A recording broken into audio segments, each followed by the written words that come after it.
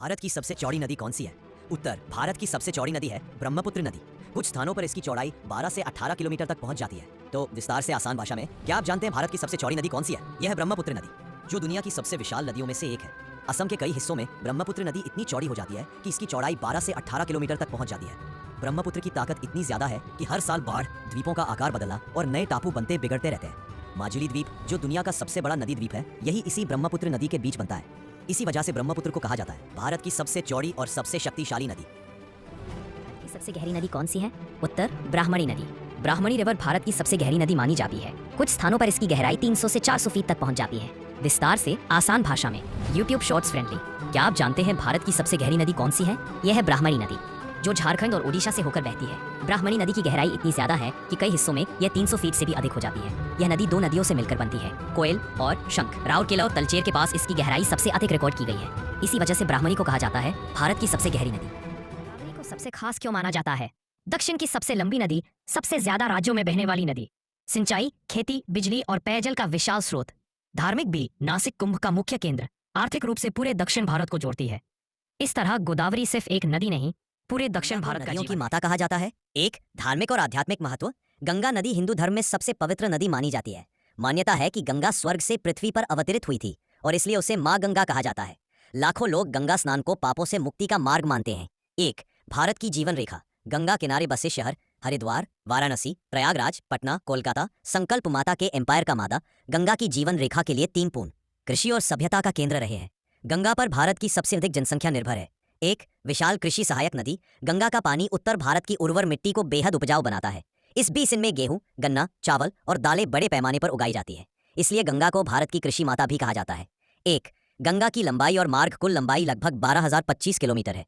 यह गोमुख भागीरथी से निकलती है और उत्तराखंड, उत्तर प्रदेश, बिहार, पश्चिम बंगाल, बांग्लादेश तक बहती है।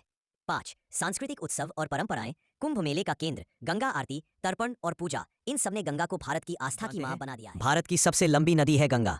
यह लगभग 2525 किलोमीटर लंबी है। गंगा की शुरुआत उत्तराखंड के गंगोत्री ग्लेशियर से होती है, जहां इसे भागीरथी नाम से जाना जाता है। आर्य देवप्रयाग में भागीरथी और अलकनंदा मिलकर गंगा बनाती है। गंगा सिर्फ एक नदी नहीं, करोड़ों लोगों की आस्था, जीवन और खेती की आधार है। यही वजह है कि इसे भारत की सबसे पवित्र और सबसे लंबी नदी माना जाता है। भारत में कौन सी नदी सबसे ज्यादा राज्यों से होकर गुजरती है? यह है गोदावरी नदी, जिसे दक्षिण की गंगा भी कहा जाता है। लगभग यह नदी महाराष्ट्र के नासिक से निकलकर महाराष्ट्र, छत्तीसगढ़, तेलंगाना, आंध्र प्रदेश और पुदुचेरी तक पहुंचती है। इतना लंबा सफर तय करने वाली गोदावरी दक्षिण भारत की जीवन रेखा है, कृषि, बिजली और पानी का सबसे बड़ा सहारा। सबसे ज्यादा राज्यों से होकर कौन सी नदी बहती है?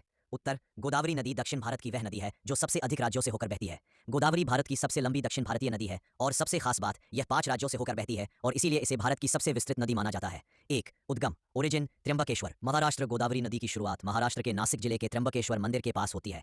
यह जगह हिंदुओं के लिए बेहद पवित्र है, इसीलिए नदी को भी पवित्र माना जाता है। 2, महाराष्ट्र। सबसे लंबा सफर नासिक से लेकर मराठवाड़ा और विदर्भ तक। गोदावरी का सबसे बड़ा हिस्सा महाराष्ट्र में ही बहता है। यही नदी लाखों किसानों की सिंचाई का सहारा है। 3, छत्तीसगढ़। प्राकृतिक सुंदरता। इसके बाद गोदावरी छत्तीसगढ़ के छोटे हिस्से से गुजरती है, जहां पहाड़ों और जंगलों के बीच इसका प्रवाह बहुत सुंदर दिखता है।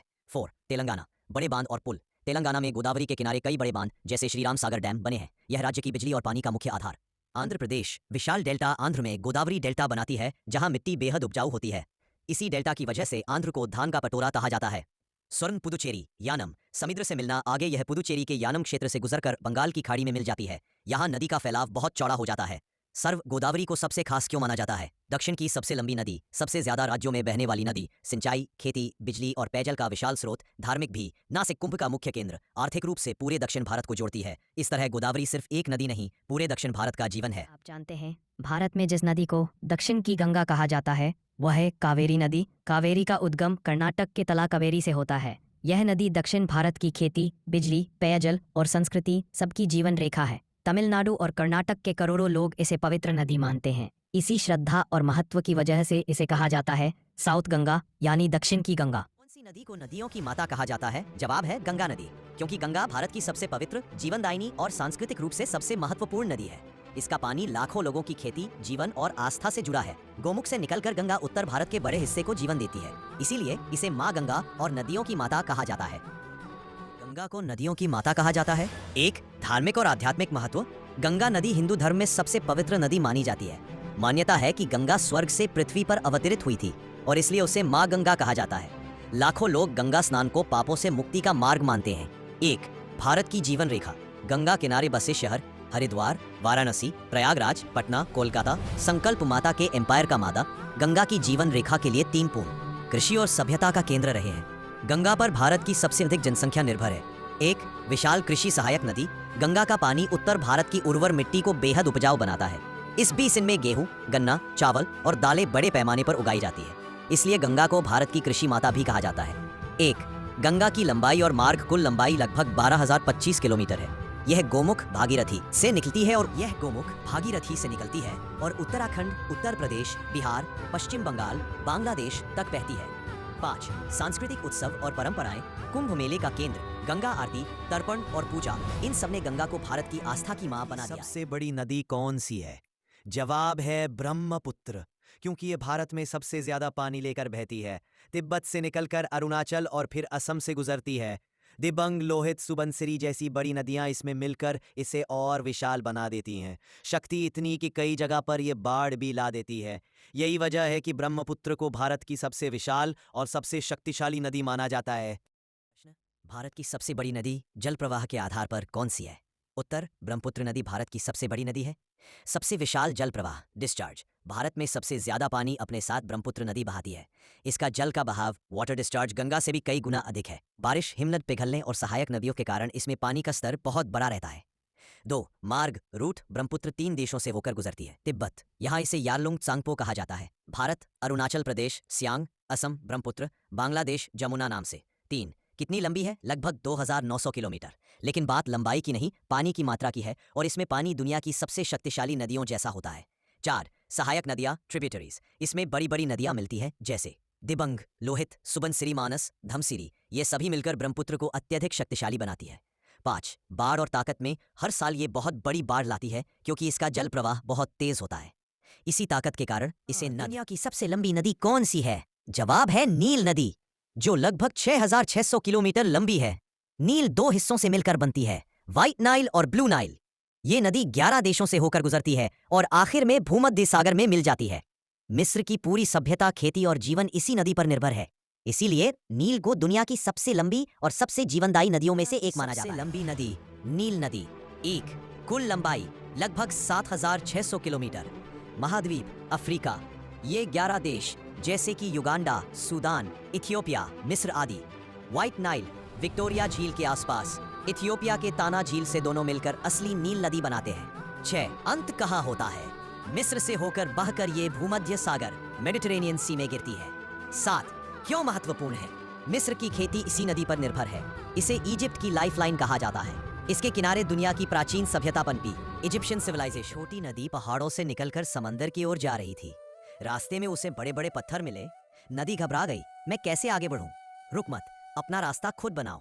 नदी ने साहस जुटाया और धीरे धीरे पत्थरों के बीच से रास्ता निकाल लिया। आगे मैदान में पहुंचते ही वह बड़ी और गहरी हो गई। समुद्र तक पहुंचकर नदी मुस्कुराई। अगर मैं रुक जाती तो मैं नदी नहीं रहती। कहानी की सीख, रुकावटें रास्ता रोकती नहीं, रास्ता बनाना सिखाती है। क्या आप जानते हैं भारत की सबसे लंबी नदी कौन सी है? इसका जवाब है गंगा नदी। गंगा की कुल लंबाई लगभग 2,525 किलोमीटर है। यह हिमालय की गोमुख नामक जगह से निकलती है, जहां इसे भागीरथी के नाम से जाना जाता है। उत्तराखंड में अलकनंदा से मिलने के बाद यह असली रूप में गंगा कहलाती है। यह उत्तराखंड, उत्तर प्रदेश, बिहार और पश्चिम बंगाल से होकर बहती है। आखिर में यह बांग्लादेश में प्रवेश करती है और पद्मा के रूप में आगे बढ़ती है। गंगा सिर्फ लंबी ही नहीं, बल्कि भारत की आस्था, कृषि, पेयजल और संस्कृति सबका केंद्र भी है। इसलिए इसे नदियों की माता, माँ गंगा भी कहा जाता है। और हाँ, इसी वजह से यह भारत की सबसे लंबी और सबसे पूजनीय नदी मानी जाती है। पिता किस नदी को बोलते हैं? भारत में नदियों का पिता ब्रह्मपुत्र नदी को कहा जाता है। क्यों? इसका प्रवाह अत्यंत विशाल और शक्तिशाली है। जल धारण क्षमता तथा जल प्रवाह अन्य नदियों की तुलना में बहुत अधिक है। यह तिब्बत, भारत और बांग्लादेश तीनों देशों से होकर बहती है। इसलिए ब्रह्मपुत्र को प्रतीकात्मक रूप से नदियों का पिता कहा जाता है। स्रोत, ब्रह्मपुत्र का स्रोत तिब्बत में है। वहाँ यह नदी यारलुंग त्सांगपो नाम से जानी जाती है। ये हिमनदों और ऊंचे पर्वतीय जल स्रोतों से निकलती है।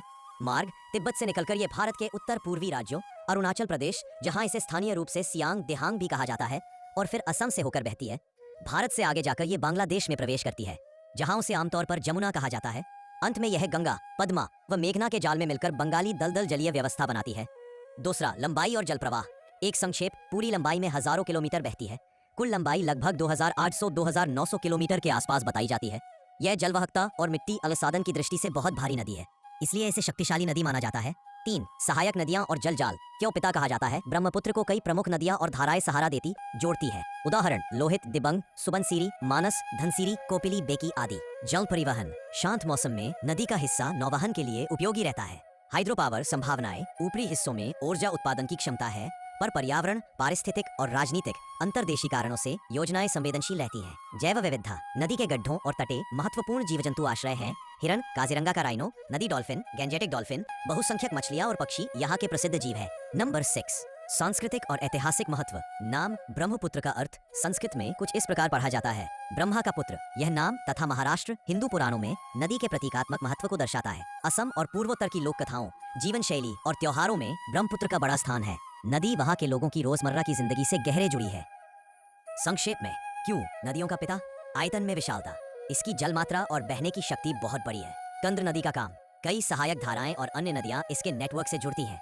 यह पूरे बेसिन का प्रमुख वाहक है, इसलिए पिता समान केंद्रीय और संरक्षक उपमेय दिया जाता है। आर्थिक सांस्कृतिक प्रभुत्व। क्षेत्र की अर्थव्यवस्था, पारिस्थितिकी और संस्कृति पर इसका नियंत्रण प्रभाव बहुत बड़ा है, जो पिता सदृश स्थिति दिखाता है। भारत का राष्ट्रीय पक्षी मोर, इंडियन पीफाओ और कारियासा। मोर की आधिकारिक नाम पावो क्रिस्टाटस। राष्ट्रीय पक्षी घोषित। भारत ने मोर को 1 फरवरी 1963 को अपना राष्ट्रीय पक्षी घोषित किया। कारण उसकी सुंदरता, गरिमा और सांस्कृतिक महत्व। दिखावट और लिंग भेद, सेक्सुअल डायमॉर्फिज्म। नर को पीकॉक, मादा को पीहन, मोरनी कहा जाता है। नर का सबसे प्रसिद्ध गुण उसकी लंबी, रंग बिरंगी ट्रेन, पूंछ के ऊपर के कवर पंख है जिसमें कई आंख जैसे पैटर्न, आई स्पॉट्स होते हैं। वह इन्हें फेंकाकर प्रजनन प्रदर्शन करता है। मादा रंग पतला और अधिक छिपकली सा कैमोफ्लेज्ड होती है। तीसरा, व्यवहार, प्रजनन और आहार। मोर सामान्यतः एकांत विरोधी नहीं होते। नर प्रजनन के समय कई मर्द लेक में इकट्ठे होकर प्रदर्शन करते हैं और मादा चुनती है, यानी प्रजनन व्यवहार में पॉलीगमस तत्व दिखते हैं। आहार, वे सर्वाहारी होते हैं। दाने, कीड़े, छोटे सरीसृप, फल और छोटे जीव खा लेते हैं। 4, रहवास, डिस्ट्रीब्यूशन एंड हैबिटेट। मूल रूप से भारतीय उपमहाद्वीप के हैं। भारत के अधिकांश हिस्सों में पाए जाते हैं। सर्दी उच्च प्रदेशों और सुदूर दलदली इलाकों को छोड़कर जंगल, झाड़ियां, गांवों के पास, खेतों के किनारे और नमी वाले मैदानों में मिलते हैं। 5वां, संरक्षण स्थिति, कंजर्वेशन, IUCN स्थिति, लीस्ट कंसर्न, अभी वैश्विक स्तर पर गंभीर संकट में नहीं। कानूनी सुरक्षा। भारतीय कानून के तहत वाइल्ड लाइफ प्रोटेक्शन एक्ट 1972 में भारतीय मोर को उच्च सुरक्षा मिली हुई है। इसे शेड्यूल ए में शामिल किया गया है, अर्थात अवैध शिकार व्यापार पर कड़े दंड। 6, खतरे और चुनौतियां। हालांकि ग्लोबली स्थिति स्थिर दिखती है, स्थानीय स्तर पर आवास नष्ट होना, कृषि रसायन पॉइजनिंग, सड़क संरक्षणाएं, मानव वन्य जीव टकराव और कभी कभी अवैध शिकार समस्याएं हैं। कुछ क्षेत्रों में जनसंख्या बढ़ने, कृषि पर प्रभाव के कारण संघर्ष भी देखे गए हैं। हाल के स्थानीय मामलों में कृषि रसायन से होने वाली विषाक्तता की घटनाएं रिपोर्ट हुई है। सांस्कृतिक और धार्मिक महत्व। मोर का चित्र और पंख हिंदू मिथक, मंदिरों और लोक कथाओं में बार बार आते हैं। कृष्ण की मुकुट पर मोर का पंख, देवी देवताओं से जुड़ी कथाएं और पारंपरिक कला में मोर प्रमुख है। सुंदरता और सांस्कृतिक नाते के कारण मोर को राष्ट्रीय प्रतीक बनाया गया। रोचक तथ्य, नर का ट्रेन असल में पूंछ का हिस्सा नहीं बल्कि पंखों के कवर है। मोर का प्रदर्शन, टेल फैन, रटल वाइब्रेशन, न सिर्फ दर्शनीय है बल्कि इसके कारण एक विशिष्ट रफलिंग साउंड भी बनता है। भारत का राष्ट्रीय पशु कौन है? उत्तर, बाघ, टाइगर। मुख्य जानकारी। नाम, बंगाल टाइगर। वैज्ञानिक नाम, पंथेरा टिग्रिस पिग्रिस। भारत का राष्ट्रीय पशु घोषित वर्ष 1973 में। कारण, यह भारतीय शक्ति, साहस और गरिमा का प्रतीक है। विवरण, बाघ भारत के घने जंगलों में, बाघ की घने जंगलों में, घास के मैदानों और दलदली क्षेत्रों में पाया जाता है। इसकी सुंदर नारंगी त्वचा पर काली धारियां होती हैं जो इसे अलग पहचान देती है। बाघ अकेले रहना पसंद करता है और यह एक श्रेष्ठ शिकारी, एपेक्स प्रेडेटर है। मुख्य आवास स्थल, टाइगर रिजर्व्स। भारत में लगभग 55 टाइगर रिजर्व है। कुछ प्रसिद्ध हैं: जिम कॉर्बेट राष्ट्रीय उद्यान, रणथंभौर राष्ट्रीय उद्यान, राजस्थान; कान्हा राष्ट्रीय उद्यान, मध्य प्रदेश; सुंदरबन रिजर्व, पश्चिम बंगाल; बांधवगढ़ राष्ट्रीय उद्यान, मध्य प्रदेश। संरक्षण कार्यक्रम। 1973 में भारत सरकार ने प्रोजेक्ट टाइगर शुरू किया था। इसका उद्देश्य था बाघों की संख्या बढ़ाना, उनके प्राकृतिक आवास को सुरक्षित रखना। अब भारत में दुनिया की कुल बाघों की आबादी का लगभग 75% हिस्सा पाया जाता है। प्रतीकात्मक अर्थ, बाघ शक्ति, आत्मविश्वास और भारतीय संस्कृति की अदम्य भावना, इंडोमिटेबल स्पिरिट का प्रतीक है। इसीलिए यह भारत का राष्ट्रीय पशु कौन है? उत्तर, बाघ, टाइगर। मुख्य जानकारी। नाम, बंगाल टाइगर। वैज्ञानिक नाम, पंथेरा टिग्रिस पिग्रिस। भारत का राष्ट्रीय पशु घोषित वर्ष 1973 में। कारण, यह भारतीय शक्ति, साहस और गरिमा का प्रतीक है। विवरण, बाघ भारत के घने जंगलों में, बाघ की घने जंगलों में, घास के मैदानों और दलदली क्षेत्रों में पाया जाता है। इसकी सुंदर नारंगी त्वचा पर काली धारियां होती हैं जो इसे अलग पहचान देती हैं। बाघ अकेले रहना पसंद करता है और यह एक श्रेष्ठ शिकारी, एपेक्स प्रेडेटर है।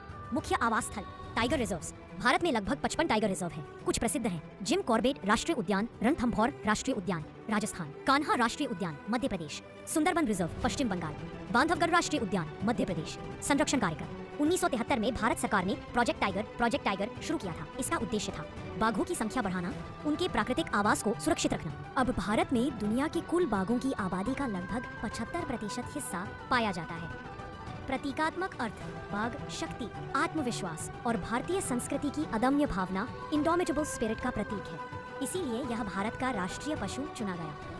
भारत की सबसे लंबी नदी कौन सी है? उत्तर, गंगा नदी। मुख्य जानकारी: नदी का नाम गंगा रिवर। कुल लंबाई लगभग 2525 किलोमीटर। उद्गम स्थान: गंगोत्री हिमनद, उत्तराखंड। मुख्य सहायक नदियां: यमुना, घाघरा, कोसी, सोन, गंडक, चंबल। संगम स्थल: प्रयागराज, जहां गंगा, यमुना और सरस्वती मिलती है। समाप्ति स्थान: बंगाल की खाड़ी, सुंदरबंस डेल्टा, वेस्ट बंगाल। गंगा नदी उत्तराखंड के गंगोत्री ग्लेशियर से निकलकर उत्तर प्रदेश, बिहार, झारखंड और अंत में पश्चिम बंगाल से होकर बहती हुई बंगाल की खाड़ी में गिरती है। महत्व: यह भारत की जीवनदायिनी नदी कही जाती है। लगभग 40% भारतीय जनसंख्या गंगा बेसिन में निवास करती है। यह नदी कृषि, पेयजल, परिवहन और धार्मिक कार्यों के लिए अत्यंत महत्वपूर्ण है। हिंदू धर्म में इसे पवित्र मां गंगा के रूप में पूजा जाता है। धार्मिक और सांस्कृतिक महत्व: गंगा में स्नान को पापों से मुक्ति देने वाला माना जाता है। हरिद्वार, वाराणसी,